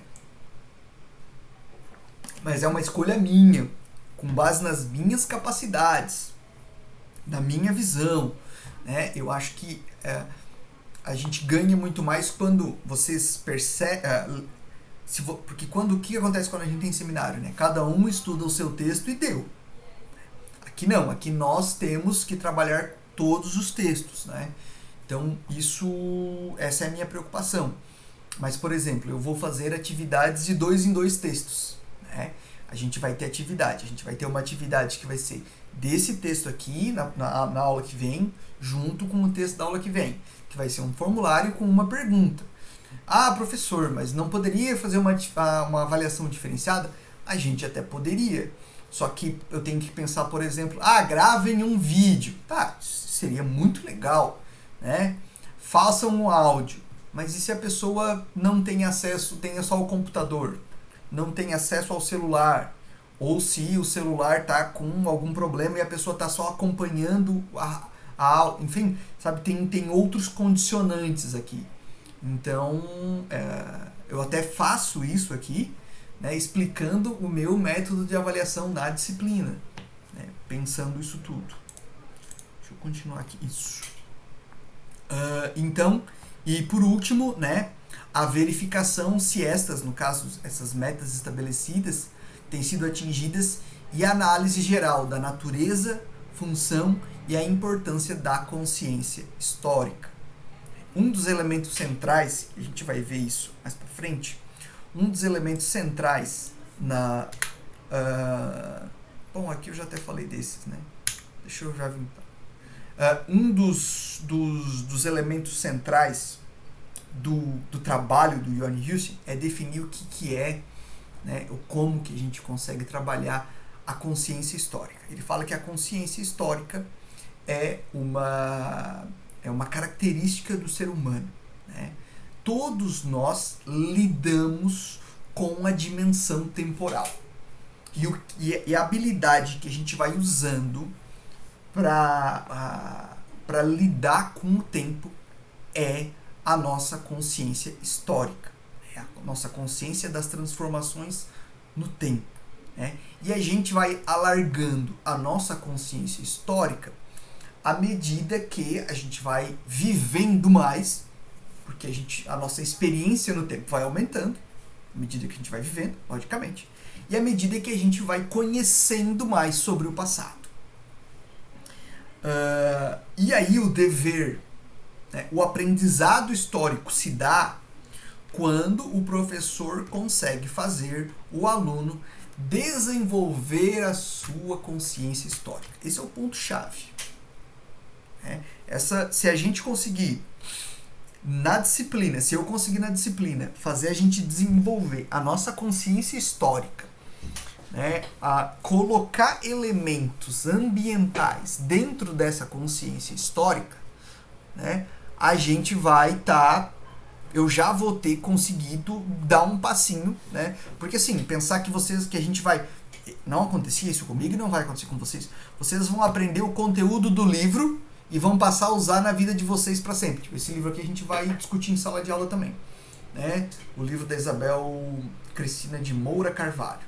A educação ambiental, a formação do sujeito ecológico, né? Como é que se dá essa transformação na percepção sobre o meio ambiente, transformação na relação com o meio ambiente, assim por diante. E como é que se produz isso, né? Como é que se produz uma educação ambiental? Tá. Se a gente conseguir colocar, né? Porque assim, o conteúdo, a gente lê um texto, se a gente vai ler para uma prova, né? A gente faz muito mais aquela educação bancária do Paulo Freire. Eu me preparo para a prova, eu me aproprio do condomínio, olha só, do conteúdo, chego na prova, coloco aquilo no papel e penso assim, pronto, posso esquecer. Agora eu posso voltar a pensar nas Olimpíadas. E aí eu volto a minha cabeça para as Olimpíadas. A gente tem muito essa relação com o conteúdo, né? E a gente, por mais que a gente, enquanto professores de história, a gente aprende o conteúdo para poder passar para os nossos alunos e tal. Só que esse conteúdo ele não fica vivo na nossa cabeça o tempo todo, né? O que fica vivo na nossa cabeça o tempo todo é o jeito de lidar com o conteúdo. E é isso que eu quero fazer aqui. Eu quero que o nosso jeito de lidar com o tempo ele se amplie.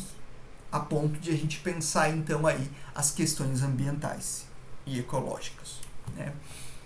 E aí o Jorn Hussing ele vai dizer, né, que a gente vai estar o tempo ele vai estar sempre presente na nossa forma de lidar com a vida, né? Porque o tempo todo, por exemplo, né? Hoje a gente não tem isso, né? Porque a gente está tendo aula de casa, beleza? Mas se eu tenho que ir para a universidade, eu sei quanto tempo leva para chegar lá. Eu já fui lá outras vezes e sei que se eu fazer tal caminho, eu chego lá em tanto tempo. Então eu posso sair um pouco antes ou em cima da hora, enfim e tal. É assim que funciona. Isso é a minha relação com o tempo e com o espaço, um aprendizado que eu tive, né, fazendo esse percurso inúmeras vezes, que me fez já saber como me comportar num determinado momento. Né? Isso pode, né, essa forma de pensar a relação com o tempo, ela o tempo todo, ela em todo instante, ela articula passado, presente e futuro. E é isso que a gente busca fazer com o conhecimento histórico. E é para isso que o conhecimento histórico deve servir, né? O conhecimento histórico, a nossa relação com o passado, ela surge a partir das necessidades do presente, pautada nos nossos projetos de futuro. Vamos olhar de novo para o Borba Gato, para a estátua do Borba Gato. Qual é o projeto de futuro que a gente, enquanto professor de história, tem? Né? Uma sociedade cada vez mais democrática, cada vez menos desigual, né? Socialmente, economicamente, culturalmente, uma sociedade em que as pessoas tenham chance de desenvolver o próprio potencial. É legal a gente ver com as Olimpíadas que a gente vê onde é que os atletas brasileiros estavam treinando, né? O cara do arremesso de peso treinava num terreno baldio, né? Chegou a treinar em um terreno baldio, né? E aí tá, como é que esse cara pode desenvolver o seu pleno potencial? Como é que uma criança negra que vai para a escola para poder se alimentar consegue desenvolver o seu plano potencial? Quer dizer, agora ela não vai, né? Porque agora a gente, ou vai intermitentemente, a gente está vivendo esse momento de pandemia. Né? Como é que isso acontece? Quando as pessoas, enfim, né? Se a escola não der merenda, não faz sentido nem ir para a escola. Então, isso é um problema. Então, quando a gente pensa, né, que tipo de sociedade a gente quer, isso nos define enquanto professores. E a gente ter claro o tipo de sociedade que a gente quer é um dos passos que a gente precisa. É importante para todos os passos que a gente vai dar enquanto professor. Né? E aí, o nosso objetivo central, pelo menos com a didática da história, é desenvolver essa nossa consciência histórica. E aí é claro que aquela mensagem da estátua sendo queimada, logicamente que se eu olhar para ela enquanto patrimônio público, eu vou ser contra aquele ato. Sem sombra de dúvida, a gente está aqui, o patrimônio ele é público, ele é nosso. Só que aquele patrimônio público, ele também é uma marca. O ato de queimar aquele patrimônio público, né? E a estátua não pegou fogo e não se acabou, a estátua só ficou escura, né? O ato de queimar a estátua trouxe a gente essa reflexão. O que significa aquele monumento?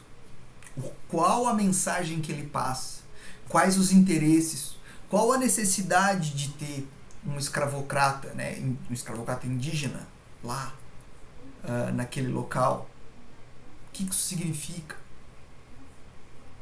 Então, a gente, nesse momento, consegue desenvolver a nossa consciência histórica. Porque a gente está se perguntando, por exemplo, né, antes a gente não se incomodava com isso.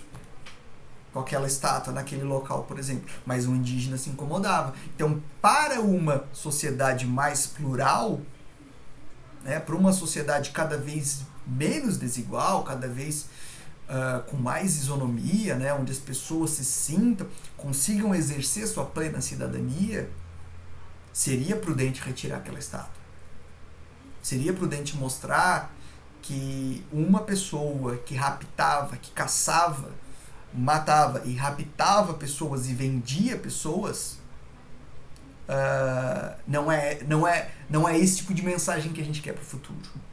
E aí a gente, pensando assim, a gente consegue expandir a nossa consciência histórica. Porque a gente entende como igual a nós agora também, por exemplo, o indígena. Porque a gente se colocou na condição de igual a ele.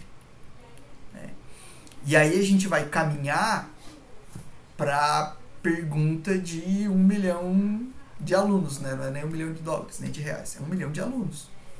Que é para que serve a história, né? O filho do Mark Bloch pergunta isso pro pai dele, né? No começo do Apologia da História, o livro que o Mark Bloch não conseguiu terminar de escrever, porque ele foi executado na prisão nazista.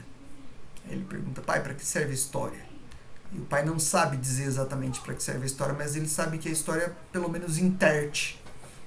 A história, ela entretém as pessoas se interessam pela história.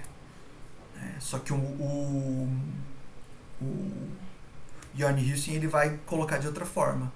Né? É um processo fundamental de socialização, individuação humana, e forma o núcleo de todas essas operações, né, no caso. Né? A questão básica é como o passado é experienciado e interpretado de modo a compreender o presente e antecipar o futuro. Né? O que deve ser relembrado aqui é que o ensino de história afeta o aprendizado da história, a forma com que a gente vê a história, né? A forma com que a gente vê o próprio ensino. Né? Porque eu falei para vocês aqui da avaliação que é para cumprir tabela, uma avaliação burocrática. Não, todo mundo vai passar na disciplina do professor Alfredo. Aí o que eu pergunto para vocês é como vocês passarão por ela. Não é se vão passar. Eu não tô aqui. E aí é legal a gente repensar a nossa condição de professor, né? Então, somos aqui professores de informação. Tá? Vem para a universidade quem quer. Quem não quer, não vem.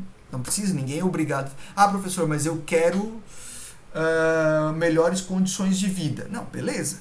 Eu quero sair do comércio e ser professor, porque eu quero segurança, professor Alfredo. Quero passar num concurso e quero dar aula e ter minhas férias em janeiro. Perfeito. Eu te entendo. Eu quis isso. Eu também, né? Eu entrei na faculdade com 22.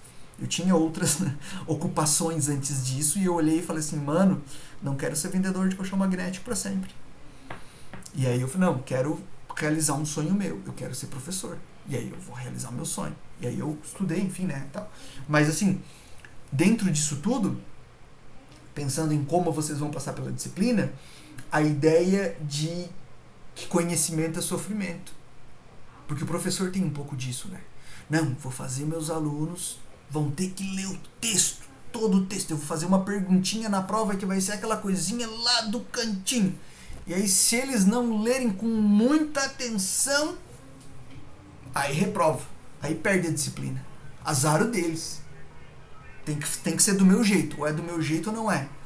Bom, temos problemas aí. Né? Eu acredito que dá pra gente passar pela disciplina aprendendo, crescendo junto, compartilhando nossas experiências. E eu não estou aqui para dificultar a vida de ninguém. Muito menos numa pandemia. Muito menos numa pandemia. Né? Então, quando a gente se pergunta para que serve o conhecimento histórico, a gente precisa também se perguntar por que a gente dedica 2 horas já da nossa tarde de sexta-feira para estar ouvindo esse cara falar. A gente vai ter que usar isso para alguma coisa.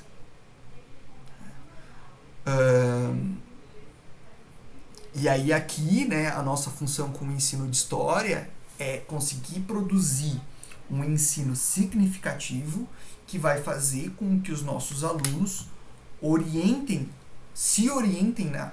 a sua vida prática da maneira mais efetiva possível. Né? Porque, por exemplo, trocou o voto por 20 litros de combustível. Pô, 20 litros de combustível hoje, né? Mas enfim. Trocou o voto por 20 litros de combustível. Mas essa pessoa é uma ignorante. Essa pessoa tem uma experiência de vida que disse para ela até aqui o seguinte: olha, esse político aí, ele, depois das eleições, ele não vai querer nem saber de ti. Então, enquanto as eleições não chegam, tu tenta tirar dele o máximo possível. E aí o cara vai num político, tira 20 litros, vai no outro político, tira mais 20 litros, blá, blá, blá. E aí ele... Por quê? Porque a experiência pretérita que ele teve ensinou até ali aquilo. E tem lógica isso, essa forma de pensar. Né?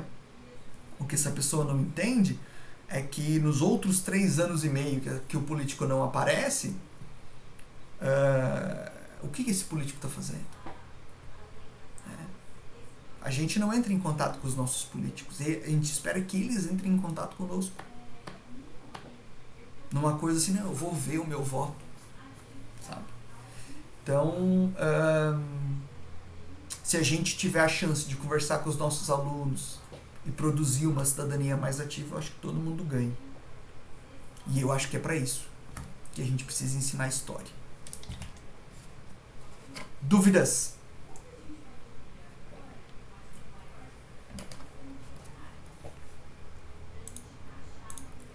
Medos, questões existenciais? Agora que tem mais gente aqui. Beleza. Eu gravo todas as aulas e aí... beleza, Lucas? Eu gravo todas as aulas e disponibilizo elas para vocês depois. A cada 2 aulas a gente tem uma avaliação, que não é uma avaliação, é uma pergunta das 2 aulas. Né? Enfim, vocês vão ter visto as 2 aulas, vão ter feito anotações. Vai estar tranquilo. Eu vou fazer isso por meio de formulário lá no próprio Google Classroom. Então vai ter professor Alfredo postou uma avaliação, você tem até próxima semana para enviar, tudo tranquilo, envia dali, tudo certo. A presença de vocês vai ser dada a partir das atividades que vocês vão remeter para mim. Professor, caiu a internet.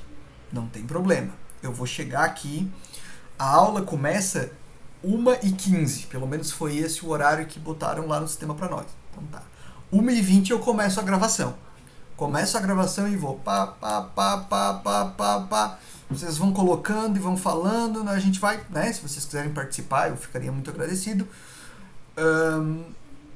Terminou nossa aula, eu vou pegar e vou botar a aula no YouTube e aí depois eu vou disponibilizar o link lá na nossa sala para vocês verem a aula e poder responder a atividade, tá? E aí vai ser assim as aulas, menos na aula que eu vou trabalhar com documentário. Na aula que eu vou trabalhar com documentário, a aula em si vai ser vocês assistirem o documentário. Então eu não preciso botar o documentário aqui e ficar aqui olhando com vocês, né? Eu mando o link, vocês vêm de casa, eu mando o formulário e aí vocês respondem a questão do formulário. Beleza? Alguma outra questão?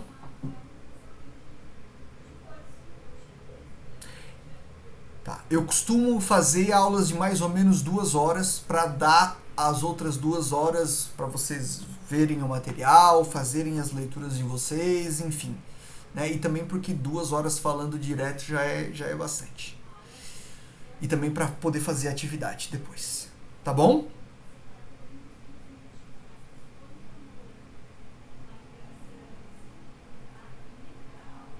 Então, maravilha. Eu agradeço a vocês pela aula de hoje e já vou colocar agora mesmo lá no YouTube. Muito obrigado e até a sexta que vem. Com o Your Region de novo.